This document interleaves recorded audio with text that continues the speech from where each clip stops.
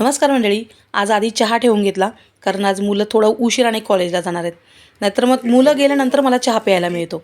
तर आता मी लसूण आणि हिरवी मिरची अशी जाडसर वाटते, तेलामध्ये त्याची फोडणी देते आणि नंतरच मेथीची भाजी त्याला मी फोडणी करते.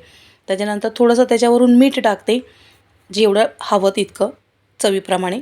आणि मुगाची डाळ मी भरपूर अशी टाकते कारण माझ्या मुलांना मुगाची डाळ जास्त टाकलेली मेथीची भाजी आवडते. त्यानंतर जेव्हा भाजी शिजत आली की मग त्याच्यावरती मी दाण्याचा कूट टाकते.